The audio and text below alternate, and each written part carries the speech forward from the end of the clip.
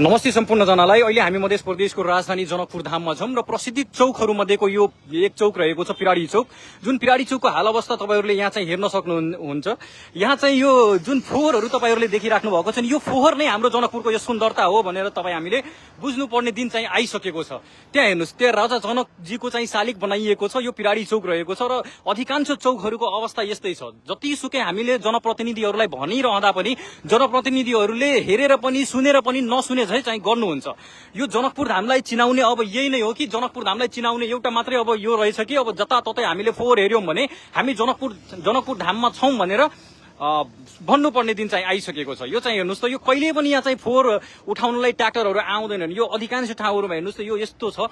यो जनकपुर धाम मध्य प्रदेशको राजधानीको अवस्था यस्तो छ। हेर्नुहोस् त, हामीले नगर प्रमुखलाई भनिरहँदा नगर प्रमुख ज्यू चाहिँ यसमा चाहिँ असफल हुनुभएको छ र अन्य व्यक्तिहरूले जुन चाहिँ सामाजिक अभियन्ताहरू चाहिँ हुनुहुन्छ उनीहरूले गर्दाखेरि केही न केही हल्का त ठिक भएको छ, तर जति हुनुपर्ने त्यति भएको छैन। हेर्नुहोस् त, यो पिराडी चौकको अवस्था यस्तो छ। यो तपाईले त्यो अगाडि उतातिर पनि हेर्नुभयो भने उतातिर पनि तपाईको फोहोरले भरि भराउ रहेको छ।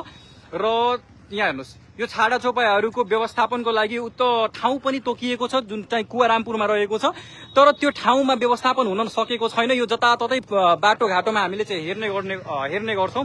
यसले गर्दा पनि एक्सिडेन्ट चाहिँ एकदम धेरै चाहिँ भइरहेको हुन्छ, तर पनि सम्बन्धित निकायले चाहिँ ध्यानै दिँदैनन्। त्यही भएर हाम्रो जनकपुर धामको सुन्दरता यही नै हो भनेर बुझौं र जनप्रतिनिधिहरूलाई यहाँहरूले के भन्न चाहनुहुन्छ कृपया कमेन्ट मार्फत जनाउनु होला। र बस यही भन्न चाहन्छु। र यो सुन्दरतालाई कुन रूपमा लिनुहुन्छ यही हो जनकपुर धामको विशेषता भनेर बुझौं। बस यही भन्न चाहन्छु। हस् त, धन्यवाद। जय नेपाल।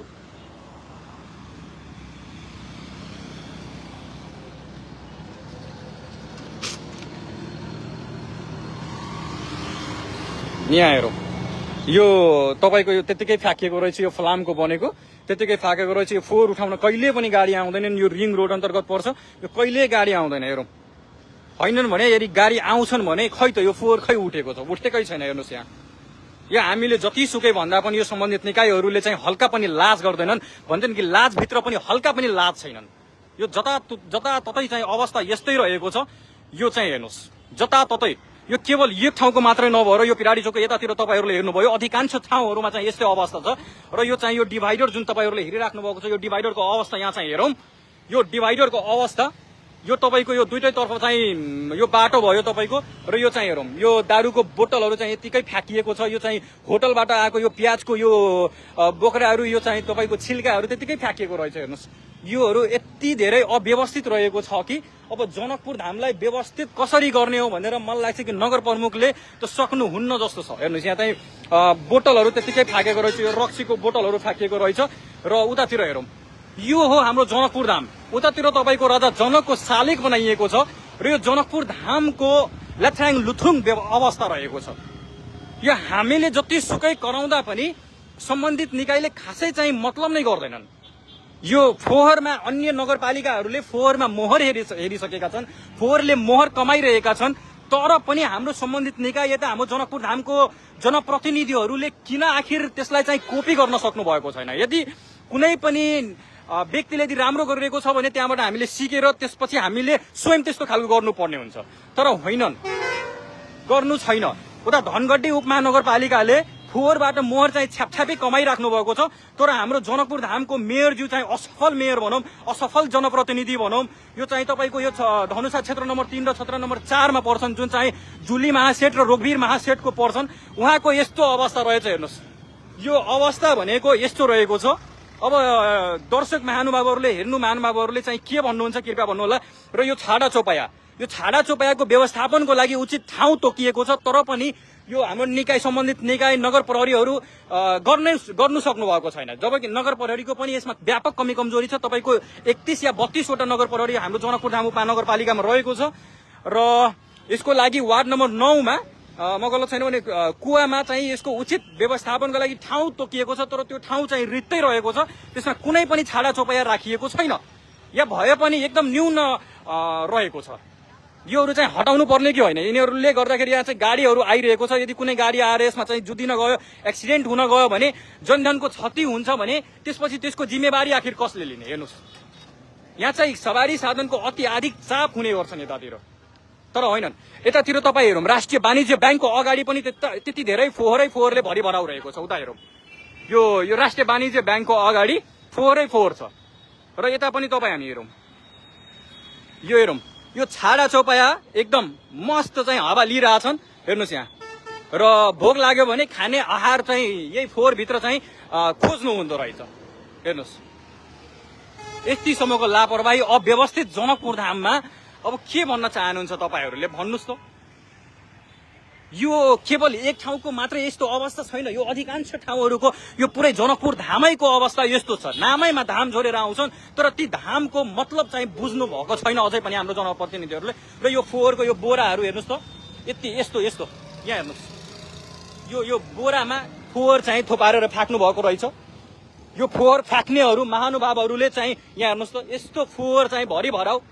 यो तपाईँको यो मेन चौक हो। तपाईँ हल्का अगाडि जानुभयो भने यता वडा प्रहरी कार्यालय तपाईँको मुजेलिया वडा प्रहरी कार्यालय मुजेलिया पर्छन् भने त्यस पश्चात तपाईँको शहीदद्वार पर्छ र शहीदद्वार पश्चात तपाईँको जुन मुजेलिया छ र बाबा पेट्रोल पम्प भन्दा हल्का अगाडि जानुभयो भने त्यहाँ एकदम राम्रो व्यवस्थापन गरिएको छ। किनभने उक्त भाटपटेनीले आफ्नो व्यक्तिगत लगानीमा चाहिँ एकदम राम्रो व्यवस्थापन गर्नुभएको छ।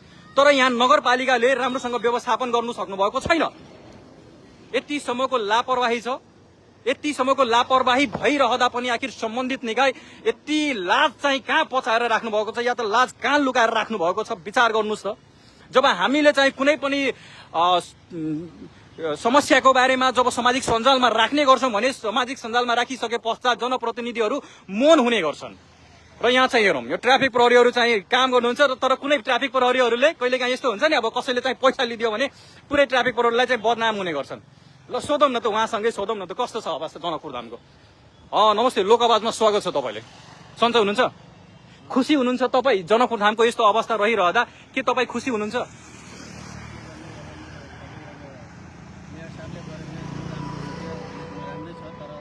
राम्रै छ राम्रै छ भन्नुहुन्छ? अझै पनि यो शब्दले तपाईँको चाहिँ यो हल्का पनि सुहाएको छ राम्रै छ भनेर भनिराख्नु भएको छ।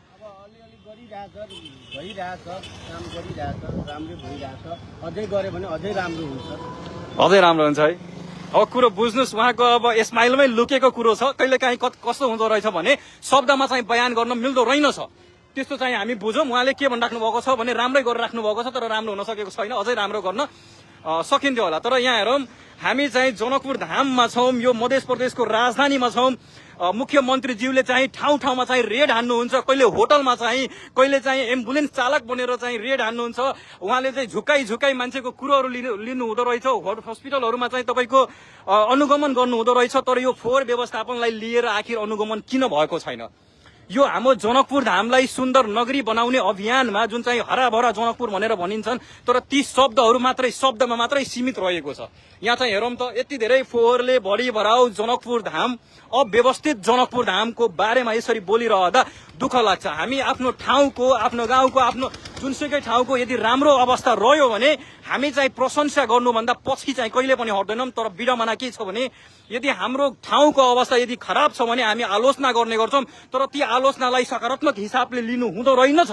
जनप्रतिनिधिहरू त्यसलाई चाहिँ उहाँहरूले के लिँदो रहेछ भने हाम्रो व्यक्तिगत रूपमा चाहिँ लिनु हुँदो रहेछ। त्यसपछि यो मान्छेले त धेरै बोल्यो भनेर त्यो हिसाबले चाहिँ आवाजै लुकाउन चाहिँ खोजिरहेको हुन्छ। यहाँ हेर्नु न यो हामीलाई हेरिराख्नु भएको छ यसरी बोलिरहँदा उहाँहरूले हेरिराख्नु भएको छ तर उहाँहरूलाई पनि पक्कै केही न केही त दुःख लागेको होला।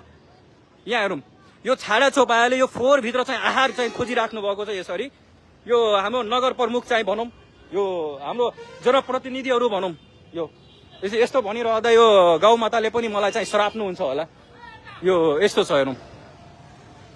अब कति भनौँ जति भन्दा पनि सम्बन्धित निकाय भनेको लाजभित्र पनि हल्का लाज छैनन्। यतिसम्मको विडम्बना छ। यो चाहिँ हेरौँ त यो फोहोरले भरि भराउ जनकपुर धाम। यो अगाडि तपाईँको यो राजा जनकको शालिग बनाइएको छ। जब सीता माताको कसरी चाहिँ भेटाउनु भएको थियो भनेर हलो चलाउँदाखेरि तपाईँको यो राजा जनकज्यूले जब हलो चलाउनु भएको थियो त्यति बेला माता सीताको चाहिँ भेट्नु भएको थियो। त्यो चाहिँ यतातिर देखाइएको छ। तर त्यही अगाडि यतातिर तपाईँको अव्यवस्थित रहेको छ। यहाँले चाहिँ सतुवा चाहिँ खाइराख्नु भएको छ। यो अत्याधिक गर्मी बढेको कारणले गर्दाखेरि कति राम्रो शीतल चाहिँ खाइराख्नु भएको छ। तर तपाईँकै पछाडिमा यस्तो अव्यवस्थित रहेको छ फोहोरले भरि भराउ दुःख लाग्छ कि लाग्दैन? लाग्छ तपाईँले दुःख? लाग्छ नि है। के भन्न चाहनुहुन्छ जनप्रतिनिधिहरूलाई, के भन्न चाहनुहुन्छ? सरसफाई गर्नुपर्ने हो।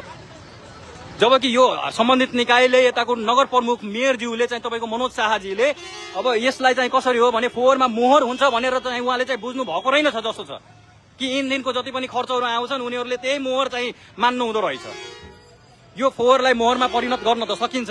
जस्तै धनगढी उपमहानगरपालिकाले कति राम्रो गर्नुभएको छ, व्यवस्थापन कति राम्रोसँग गरिराख्नु भएको छ होइन। शिक्षाको ज्ञान नभएर हो। ल कति राम्रो कुरो जोड्नुभयो कि शिक्षाको ज्ञान नभएर सायद यति लथाङ लुथुङ रहेको छ। ल अब कति भन्ने हो। नगर प्रहरीले पनि हामीलाई चाहिँ लाइभ मार्फत हेरिराख्नु भएको छ। नगर प्रहरीज्यू तपाईँले हेरिराख्नु भएको छ नि है। तपाईँले पनि के गर्ने हो, तपाईँले पनि त अन्य माथिबाट जे अर्डर आउँछ त्यो अर्डर अनुसार तपाईँ पनि चल्ने हो। नगर प्रहरीले हामीलाई यस्तो छ अवस्था। हाम्रो जनकपुर धाम, जय जनकपुर धाम, हाम्रो जनकपुर राम्रो जनकपुर भनेको यही हामी चाहिँ गर्व गरौँ। जय जनकपुर धाम भनौँ बस। हाम्रो जनकपुर राम्रो जनकपुर। जय मेयर, जय प्रमुख, जय मनोज शाहजीको जय होस्, मनोज शाहजीको जय होस्। र मुर्दाको सहर जनकपुर धाममा ती जनताहरूको पनि जय होस् जुन जनताले चाहिँ आवाज उठाउँदैनन् र जुन जनताले चाहिँ चुप लागेर बसेको हुन्छन् त्यस्तो जनताहरूको पनि जय होस्, यही भन्न चाहन्छु। हस् त, यति भन्दै म मिस्टर प्रवेश जनकपुरको नमस्ते, जय नेपाल।